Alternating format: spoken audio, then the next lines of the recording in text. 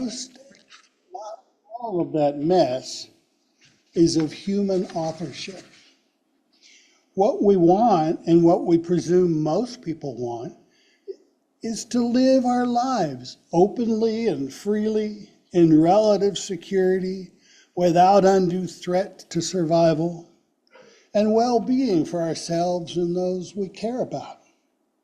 We need access to food and water and shelter and community. We need security, yet many people cannot have these things.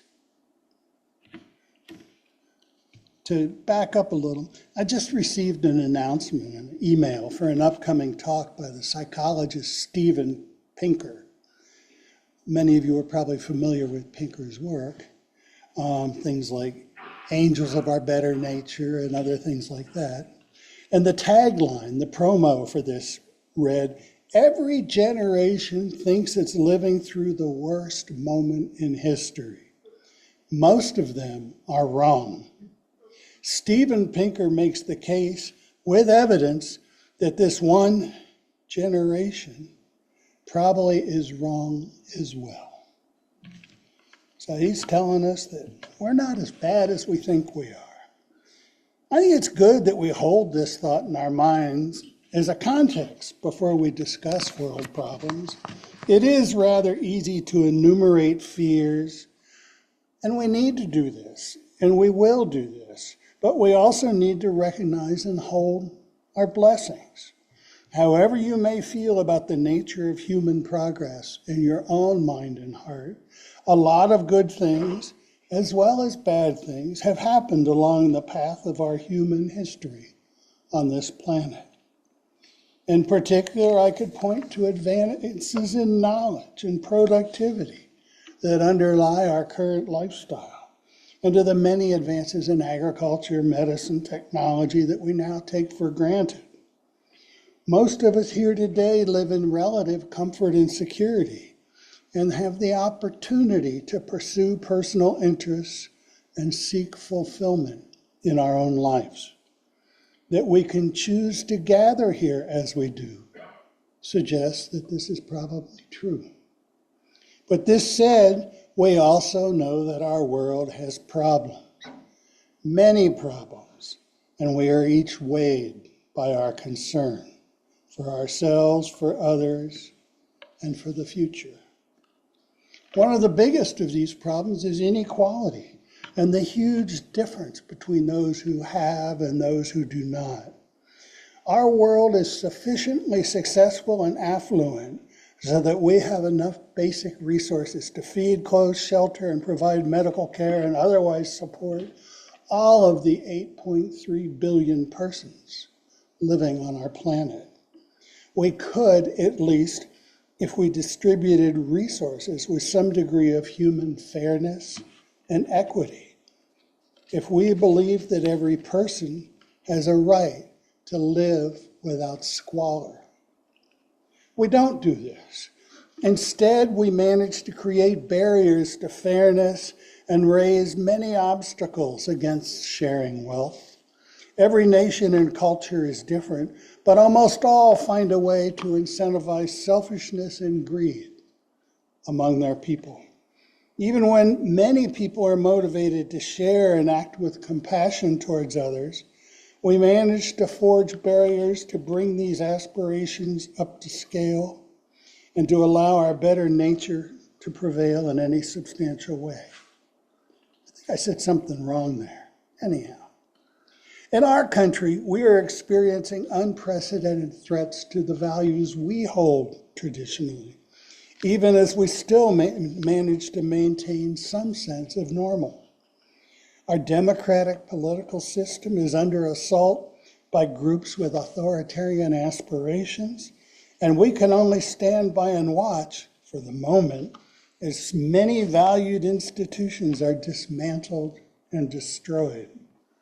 Through their brokering of fear and breeding of hatred, we witness an aggressive assault on fairness, on science, on equality, on what many of those things we have always held close.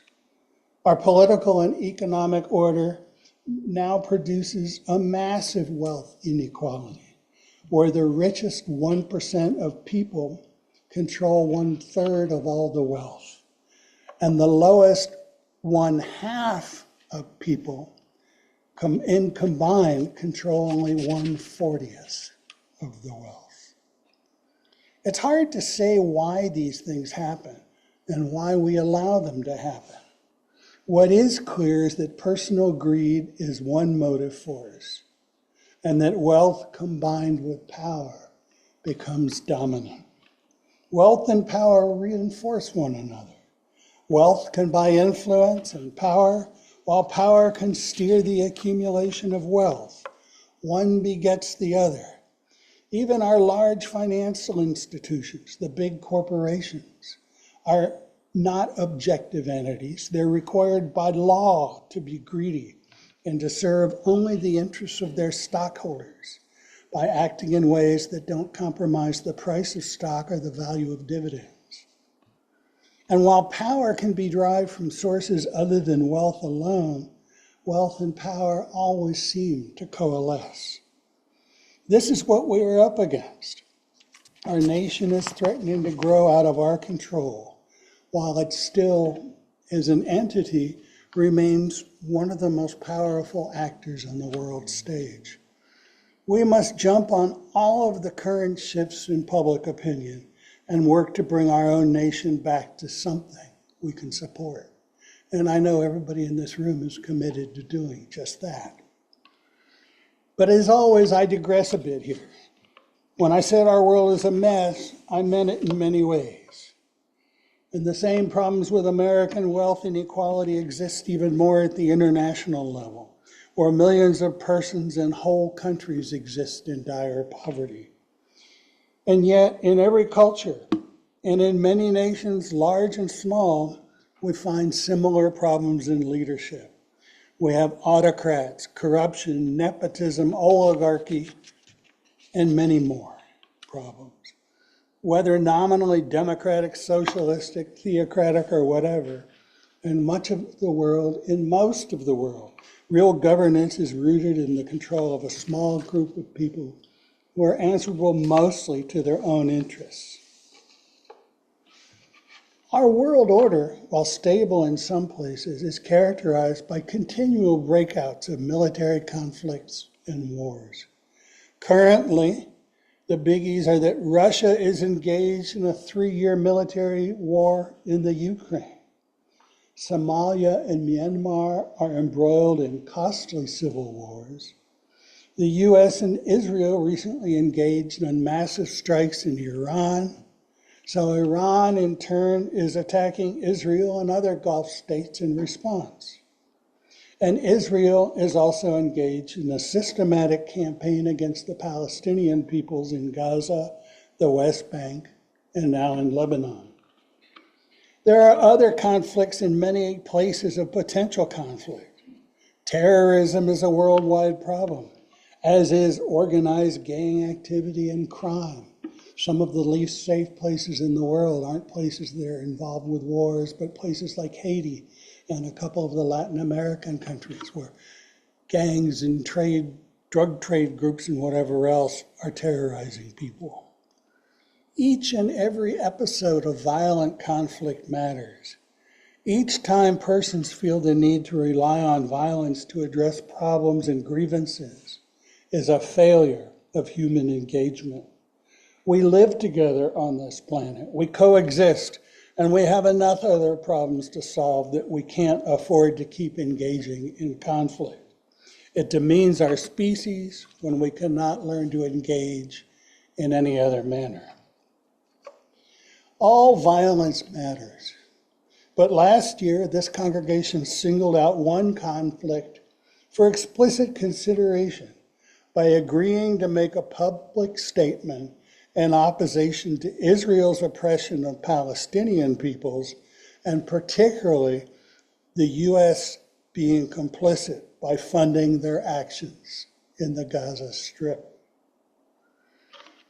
Now, Israel had suffered a terrible loss from the coordinated terrorist attacks of October 7th in 2023. These were sponsored by Hamas, the Palestinian leadership group in Gaza. And areas of Israel immediately surrounding Gaza were subject to intense rocket attacks and invaded by over 5,000 military and civilian combatants. They attacked military bases, 21 local communities, and massacred 1,195 civilians and over 350 security forces. Homes and communities were destroyed, and at least 250 people were removed to Gaza as hostages. This was a tragedy of immense proportion, especially to Israelis. It marked the first and only significant military incursion on Israeli soil since the 1948 Arab-Israeli wars. The success of this surprise attack challenged their sense of security and fully embarrassed the military and political leadership. It was felt as a communal tragedy, second only to the Holocaust in scale and in public emotion. The citizenry of Israel responded, as you might expect, with intense grief and anger. Now, the state of Israel responded quickly and harshly, initiating a bombing campaign and a military invasion of Gaza. Ostensibly, their goal was the elimination of Hamas and all terrorist elements and the return of the hostages. During the subsequent 2 years, over 72,000 Palestinians were killed in Gaza, and much of the property there was reduced to rubble.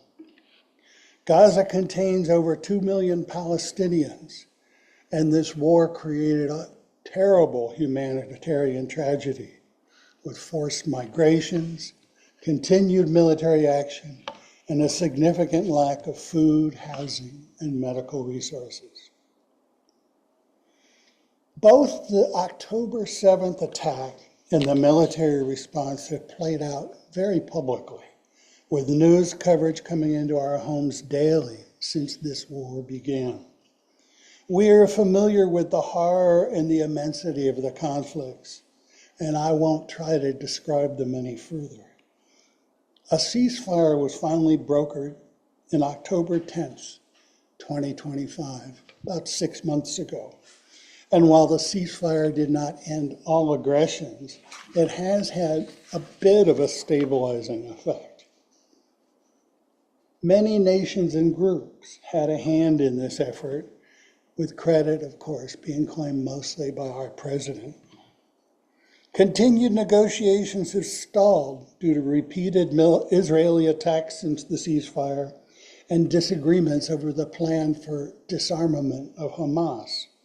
Israel states they will not move forward if they don't see progress on disarmament. Hamas states it will not proceed with the next steps, which include disarmament, until Israel limits its military presence to agreed levels. Sounds like any other negotiation in the world, like us in Iran. Journalists describe the status of Gaza since the ceasefire as neither war nor peace. But the reality on the ground remains critically fragile, fluctuating between relative calm and recurring escalation, with no improvement for Palestinian residents in terms of their humanitarian and security need. More aid is entering Gaza than during the war, but is not sufficient still. And it's probably only around 20% of what was called for by the ceasefire agreement. There have been many violations of the security guidelines, including continuing airstrikes, gunfire, and incursions. About 700 Palestinians have been killed since the ceasefire, many fewer than before, but still quite an unsettling number. Israel claims that security issues mandate their continued engagement. Just last week, they claimed the death of the remaining highest-ranked Hamas leader. But another change has been the huge decrease in media attention to Gaza. with attention turning to coverage of the United States and Israeli war in Iran. The ceasefire continues tentatively, and the 2 million people living in Gaza continue to face a deep uncertainty. Many onlookers, including many of us here at Beverly Unitarian, saw the Israeli actions in Gaza as extending well beyond punishment or revenge for the October 7th attack. The scale of destruction, the cost in lives, the displacement of millions of persons, and the creation of famine-like conditions seem to most outside observers to be signs of a genocidal response to Israel's Palestinian problem. Revenge, as commonly understood, typically has an endpoint, a stage at which you say, okay, now I've shown you, now our account is settled. In Gaza, there seems to be no point of such resolution. What Israel seeks is something called permanent security, the notion that they must nullify any hint of threat, real or imagined. And in the minds of many Israelis, all Palestinians will always be a threat to Israel. Now there are many Israelis that have a moderate and even accepting understanding of Palestinian people. But ardent racism is still common, especially among the more militant Zionist and ultra-Orthodox populations. Many do believe that there are no innocent people in Gaza. One terrible example is a TV panelist who on the air spoke the claim that a baby in Gaza is akin to a terrorist in an incubator.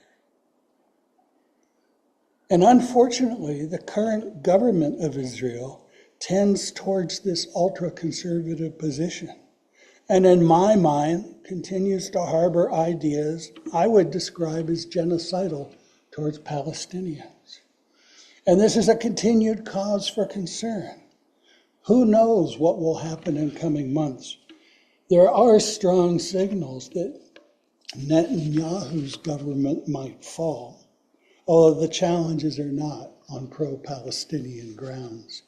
Change would be welcome, maybe, and we can hope for the best, but I have no real confidence that things that I care about there will really change. We have had a message on our signboard for the past year declaring no US dollars for genocide in Gaza.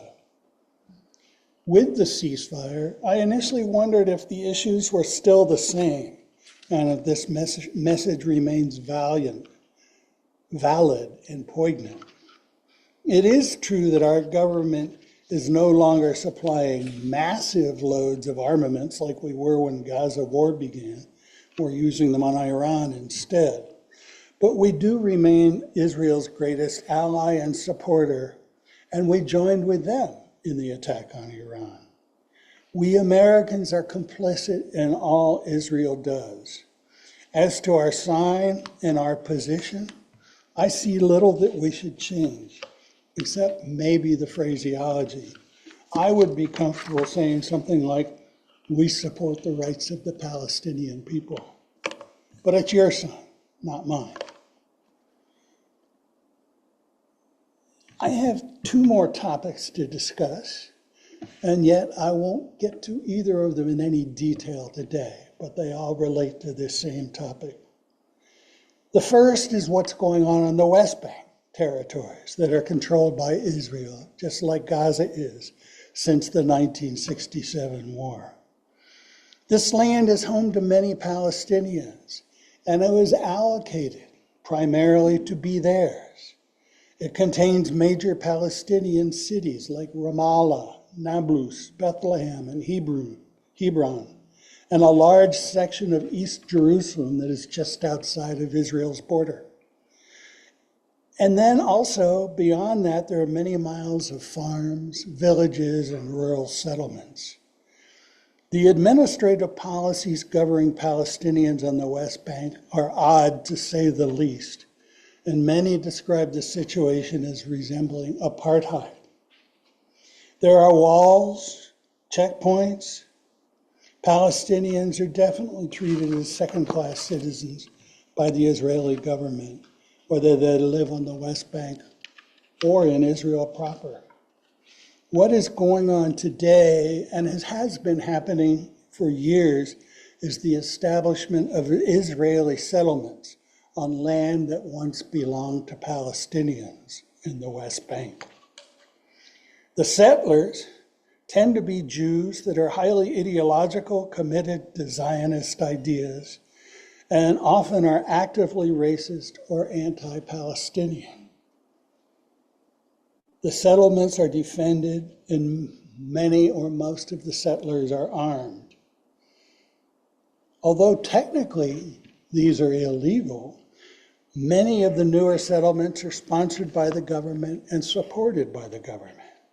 There have been many episodes of settler violence against Palestinians, including property destruction and even killings. Killings are rare. There were 15 recorded in the year 2025.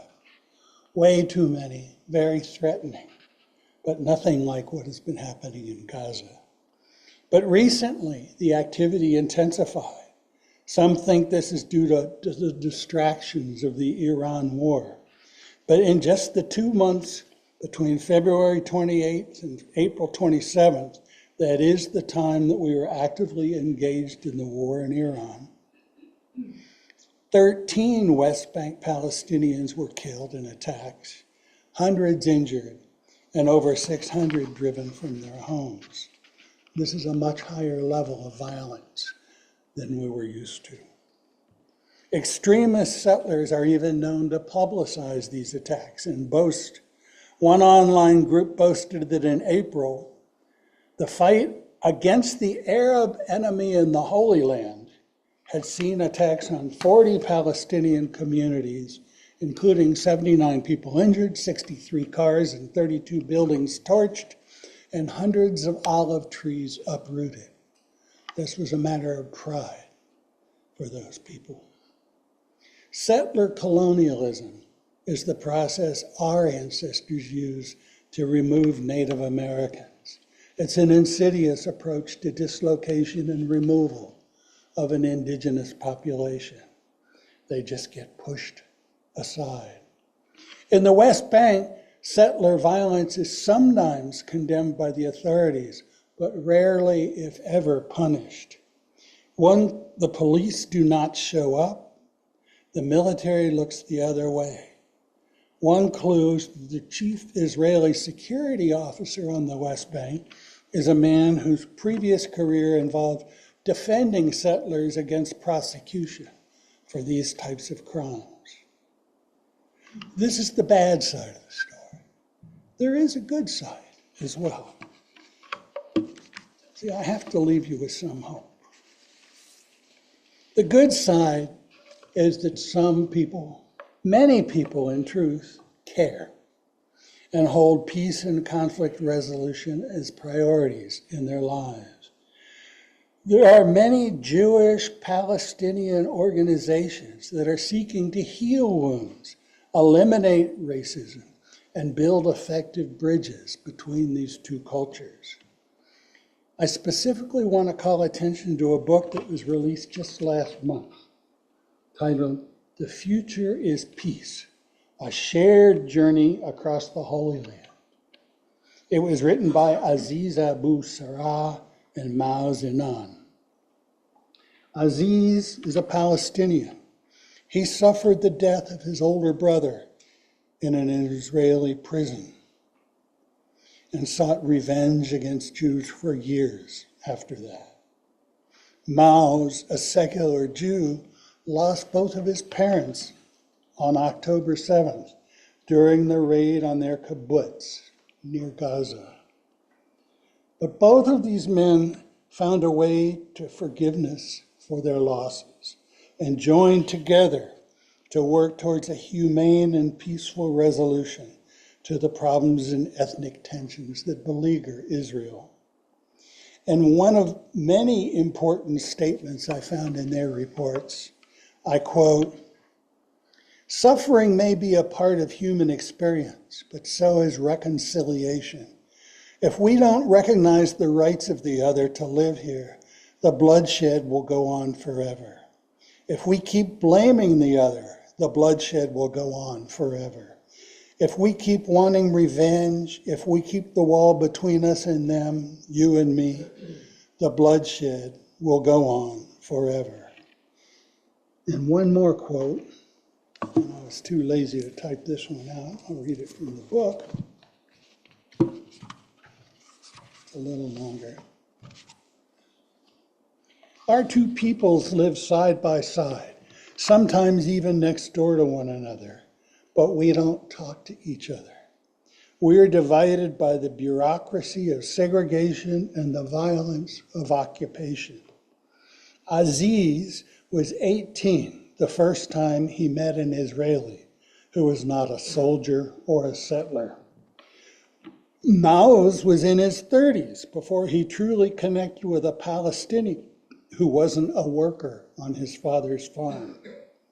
This is the norm in our country. We are neighbors, yet we live as strangers. What would happen if we started talking to each other, meeting, shaking hands, sharing meals, learning about each other, asking questions, and exchanging stories? Would we recognize that our neighbors, those strange others, are ordinary people just like us? What if we started building a future as a community, starting businesses together, creating joint interests, and working to correct injustices together?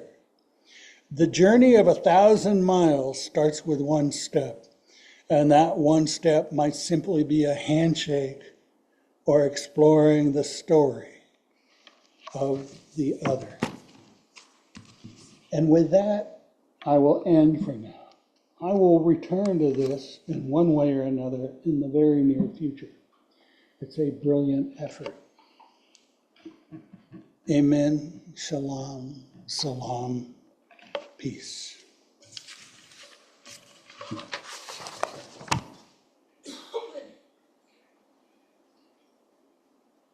Now we will join in singing, "Gonna Lay Down My Sword and Shield," number 162. Please rise if you are willing. You'll know this tune is "Down by the Riverside," and it's got a little intro. And I say we just jump in and try it out without me playing through it, because I think you'll know the tune. And, hey, we get to do lots of things that we don't have any preparation for, so we'll just embrace it.